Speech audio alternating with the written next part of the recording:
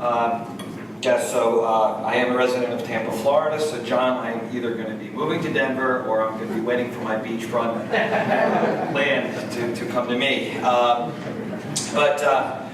We are IBHS, stands for Insurance Institute for Business and Home Safety. As Lou said, FM Global is a member of our organization. We are made up of 60% of the commercial insurers, about 85% of the residential insurers.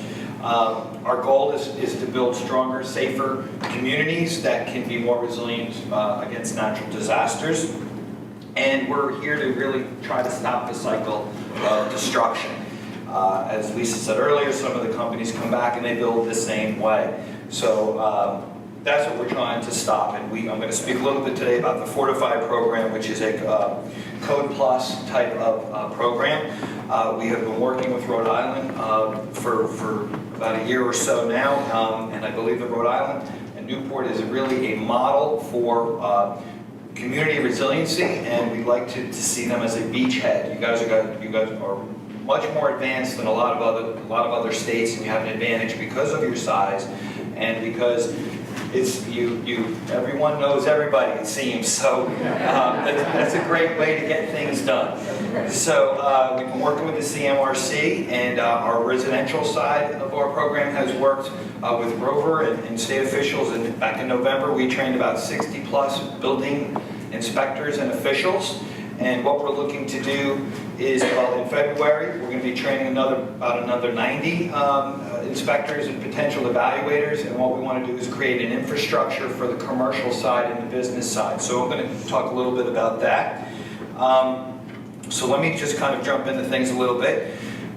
We conduct building science. We have a one-of-a-kind research center that can do full-size structures. So I'm going to show you a quick video on that. We provide mitigation solutions. We are the type of company or organization that is here for the smaller business community that doesn't have an FM Global coming in and doing a risk assessment, which I used to do for about 18 years.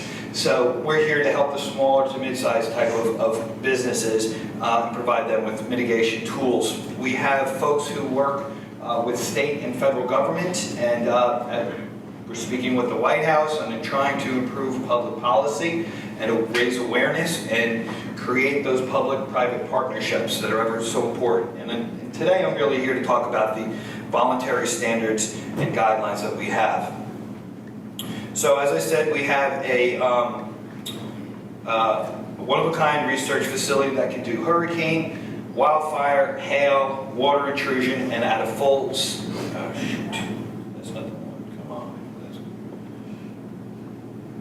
So this is our lab. We have 105 fans. We can get up to about 130 miles per hour. In a second, you'll see those fans there. So we can fit 2-story structures side by side, both residential and commercial. And I'm going to show you a quick video here of a demonstration of a stronger building versus a common building where there are flaws that are built into it. Both buildings have the same exact materials. The blue building has wind resistance built into it.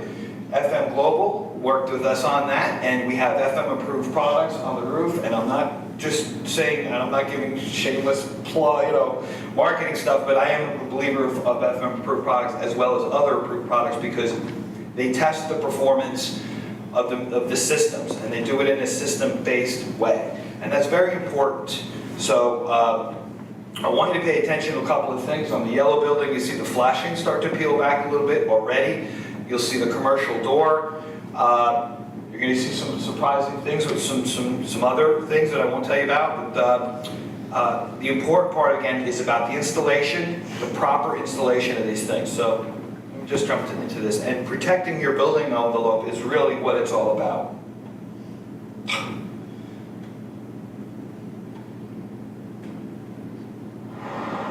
So the door blows in about 70 miles per hour. The flashing peeled back at about 70 miles per hour in a gust. The door was 110 miles per hour. You can see the cover peeling back. We purposely break the window. This overpressurizes the building. And what you're going to see, if this continued, you would see that entire cover peel back. You notice the stronger building, no effects really at all. It was properly designed with wind resistance. And there you go. A whole concrete block wall just blows out. So we overpressurize the building. It gets up to about 127 miles per hour. But that common wall does not have the proper reinforcement. And the concern is historic buildings do not have the reinforcement that modern buildings have. The stronger building has reinforcement that's in accordance with the National Association of Masonry and Concrete. It's a code thing. The common building did not have that reinforcement throughout. And that's what happens a lot of times. So really what you want to have in construction projects is you want to have a third-party observer making sure that the design meets the construction. So some kind of compliance.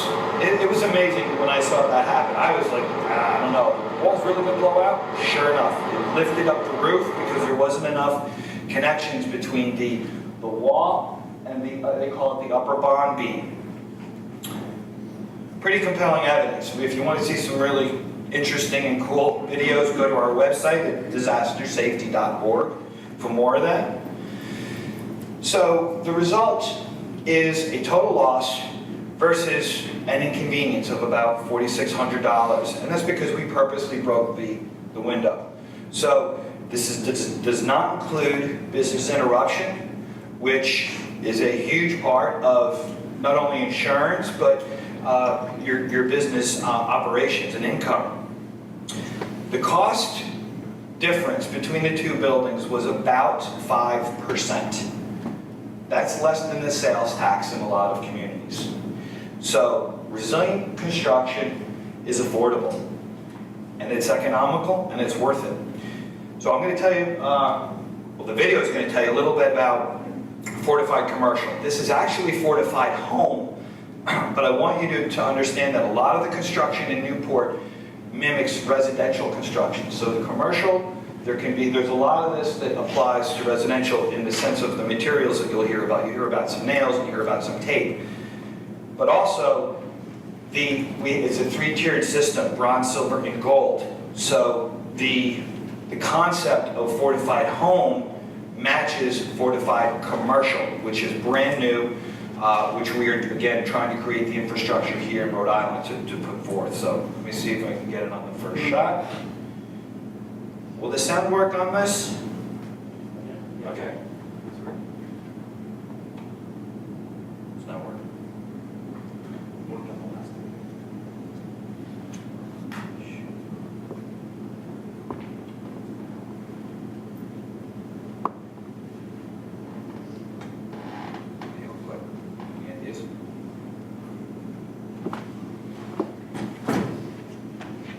Joe, you hear any of the audio? Different type of audio things going on? No. Yes. It's going to work. Video Yes, go into the folder. Great. Okay, so what you'll see is a three-tiered system: bronze, silver, and gold. And there you go. Year after year, severe storms along the coast and far inland prove just how vulnerable homes, businesses, and communities are when it comes to natural disasters. To help prevent further destruction, the Insurance Institute for Business and Home Safety, known as IBHS, created the Fortified programs. Specific design and construction standards give home and business owners options to better protect their buildings against hurricanes, hailstorms, low-level tornadoes, and severe thunderstorms. A strong quality control component ensures owners are getting the protection they deserve. There are several fortified programs, all based on objective, science-based building techniques. This video focuses on the Fortified Home program, which addresses the natural hazard posing the biggest risk in a specific area. The construction standards can be used to build a new home or upgrade an existing home. Using data from more than 20 years of storm damage investigations by IBHS and other experts, Fortified Home provides a uniform set of superior building standards, standards that are stronger than most state building code requirements. There are 3 designation levels: bronze, silver, and gold. Gold provides the greatest disaster protection. Homeowners and builders work with fortified home evaluators throughout the construction or retrofitting process to make sure they achieve the desired level of disaster protection that best fits their budget. The bronze level focuses on the roof, a home's first line of defense against Mother Nature. It provides a comprehensive roof system designed to keep both wind and water out. A fortified roof features a wind-driven rain management system for advanced protection against water damage. It also provides superior wind uplift resistance by using ring shank nails, which provide double the strength of nails used on traditional homes. The silver level adds extra protection by strengthening building openings, such as windows and doors, to keep out wind, water, and flying debris. The gold level designation ensures the house is tied together and has what engineers call a continuous load path.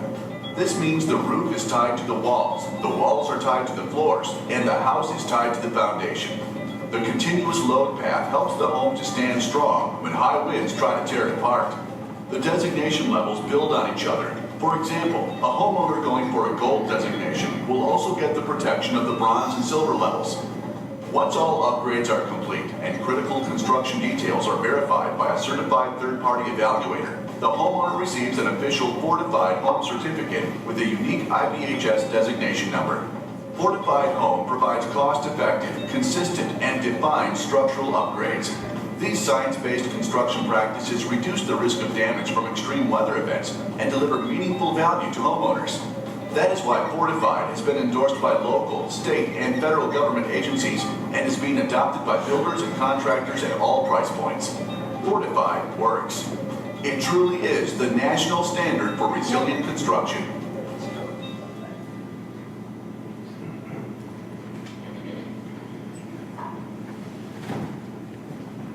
Back into it. So again, the same principles hold true for the commercial side. So in the video, or the demonstration, we saw the roof coming off. So we want to see enhanced roof performance. We also add improved business continuity, which refers to having electrical connections for quick installation of backup power to maintain business operations. That's one of the big differences between the home and the commercial side. Silver, same thing, protect the building openings, the skin of the building itself. Again, you saw that in the video. Once we broke the window, the wall came out. And we also maintain continuity of business by providing a backup power system, like a generator. The gold is the continuous load path. That stops the wall from blowing out, as you saw in the video. Which I would also be concerned about with the older historical buildings built in the early 1900s. We have a Fortified for Safer Business program which addresses all perils. I'm not going to get into details of that due to the amount of time left.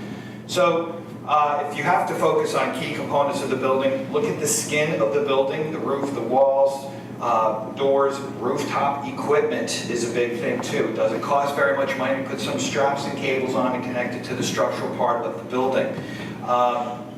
Right products and installation, we talked about that earlier. And proper elevation, and Lou mentioned it earlier also. You may not be able to elevate a building, but elevate the critical components that you need for your business to continue to function. Electrical system, HVA systems, fire protection systems, boilers, anything that you need. Maybe a quick little thing on severe weather planning. The problem is they don't think it's going to happen here, and then they don't think it's going to be quite as bad. So they underestimate their hazard and their exposure as well. So I think Rhode Island gets it because that's why we're all here. So I don't have to explain that. But here are some other keys to success. As Lou said, document your plan, protect your building functions, and periodic training, plan and exercise. You can't have an exercise. And have various alerts. What are you going to do in the off season? What are you going to do 72 hours out, 2 days out, 1 day out? And so you're not all scrambling at the very end, because it'll help relieve stress on your employees. At the end of it, have a feedback process. What worked? What did not work? There were some questions about, business continuity. We have a free online tool for business continuity planning for your businesses. We also have things that help relate to your employees as well. So I encourage you to go to our website, and if you don't write this in time, I don't know if the slides will be available, but you'll find it under Open for Business. And we are adding an emergency planning component of that, which is really protection of the physical assets, which has been heard this morning, and including flood protection, things of that nature. Here, we get a lot of questions of what's the insurance incentive? You know, what's the cost benefit to doing this? Lisa gave some outstanding examples, firsthand, real-world situations on why you should mitigate and be a resilient business. You see them all here. Protect your physical assets, maintain your business operation, maintain your revenue stream. You may be increasing your revenue stream because if you're a franchise type of building or you sell ice cream and no one else can sell ice cream, you're going to go to that ice cream place. It happened to me when I was in Florida in the storms of 2004. There were 2 places open. They made money, you know, out like crazy, while everybody else was out of business at the time.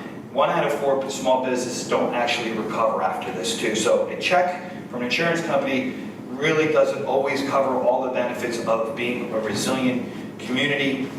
And people are going to remember it. Your corporate image will thrive if you are there. People will remember. 10 years later, I still remember the Hess and the Kentucky Fried Chicken that were open during those storms. So we got coffee, and we got a little bit of food, and that was really helpful. So I will be here for the rest of the day. I'll be glad to speak with anyone. We have a lot of free information on our website, disastersafety.org. And thank you very much.